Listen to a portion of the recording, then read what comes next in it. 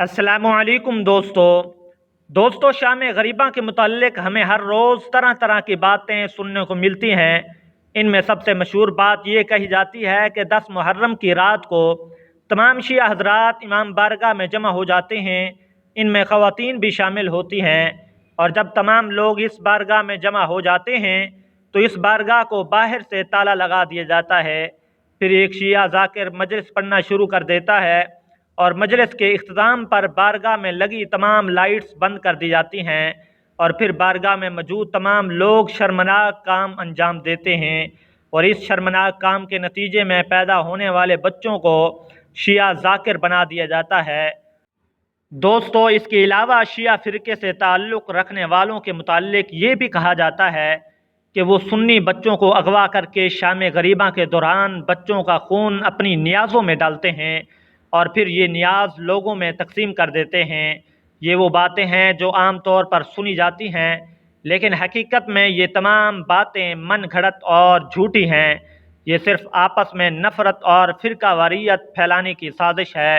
دوستو ایسا ہی ایک انسان اپنا ایک واقعہ سناتا ہے کہ میں دیہاتی گھرانے میں پیدا ہوا، مجھے مذہب کے متعلق صرف اتنا ہی معلوم تھا جتنا گاؤں کے مولانا صاحب نے بتایا تھا، لہٰذا ان شیعوں کے متعلق روزانہ کچھ نہ کچھ باتیں سننے کو ملتی تھیں جو مجھے پریشان کر دیتی تھیں۔ سب سے زیادہ پریشانی والی بات یہ تھی کہ ہمارے مولانا صاحب شام غریبہ کے متعلق انتہائی برا بولتے تھے۔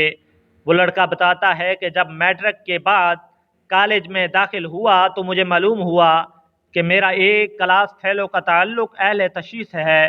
میں نے اسے غور سے دیکھا اور نوٹ کیا تو وہ مجھے بالکل نارمل دکھائی دیا۔ اس طرح دن گزرتے گئے۔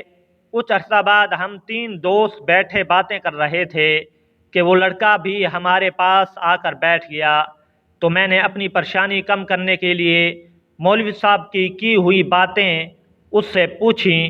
جب میں سب کچھ بول چکا، وہ میری طرف غور سے دیکھنے لگا اور کہا کہ یہ تمام باتیں غلط ہیں۔ اس کا چہرہ غصے سے سرخ ہو گیا تھا اور وہ یہ کہہ کر چلا گیا۔ اس طرح ہم کالج میں ایک دوسرے کو ملتے تو سلام و دعا کرتے۔ ایک دن ہم کھڑے تھے تو اس نے مجھ سے کہا کہ محرم کے دن شروع ہونے والے ہیں، کیا آپ حقیقت معلوم کرنا چاہتے ہیں کہ شام غریبہ میں کیا ہوتا ہے؟ لوگ شام غریبہ کے متعلق کیا ذہن رکھتے ہیں؟ میں نے جواب دیا، ہاں بالکل۔ اس نے کہا چلو آ جاؤ۔ میں 10 محرم کو اس کے ساتھ چلا گیا۔ رات 9 بجے کے قریب وہ مجھے امام بارگاہ میں لے گیا۔ میں نے وہاں دیکھا کہ بچے، بوڑھے، جوان سب سیاہ کپڑے پہنے ہوئے تھے۔ ہم مرکزی دروازے سے داخل ہوئے، خواتین دوسرے دروازوں سے داخل ہوئیں۔ میرے ذہن میں مولوی صاحب کی تمام باتیں گردش کر رہی تھیں۔ میں ابھی انہی باتوں میں گم تھا کہ بارگاہ کی تمام لائٹس بند ہونے لگیں۔ اب امام بارگاہ کی صورتحال یہ تھی کہ ہر طرف اندھیرا تھا، صرف اسٹیج پر ایک بتی روشن تھی۔ پھر ایک ذاکر اسٹیج پر آیا، اس کے بال کھلے ہوئے تھے، گریبان کھلا ہوا تھا، کپڑے سیاہ اور ہلکی ہلکی داڑھی تھی اس ذاکر کی۔ انہوں نے اسٹیج کے سپیکر میں یہ پڑھا، انا للہ و انا الیہ راجعون۔ یہ پڑھنا تھا کہ ہر طرف رونے کی آوازیں آنے لگیں۔ میں حیرت میں مبتلا یہ سب کچھ دیکھ رہا تھا۔ اب ذاکر نے بولنا شروع کیا کہ اے لوگو، تمہارے نبی کے نواسے کو شہید کر دیا گیا۔ وہ لڑکا بتاتا ہے کہ ذاکر کا ہر جملہ میرے دل میں جگہ بنا رہا تھا۔ ہر طرف سے رونے کی آوازیں میری حالت خراب کر رہی تھیں۔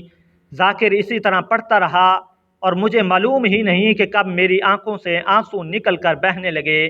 اتنے میں میرا وہی شیعہ دوست میرے گلے لگ کر رونے لگا اور کہنے لگا کہ یہ ہوتی ہے شام غریبہ، یعنی غریبوں کی شام۔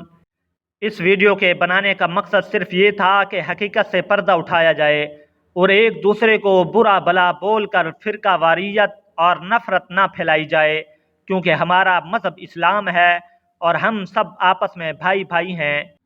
جی تو معزز دوستو، یہ تھی آج کی ویڈیو پسند آئے تو ہمارے چینل کو سبسکرائب کر کے ساتھ میں موجود بیل آئیکن کو بھی دبا دیں تاکہ ہر نئی آنے والی ویڈیوز کا نوٹیفیکیشن آپ کو مل سکے۔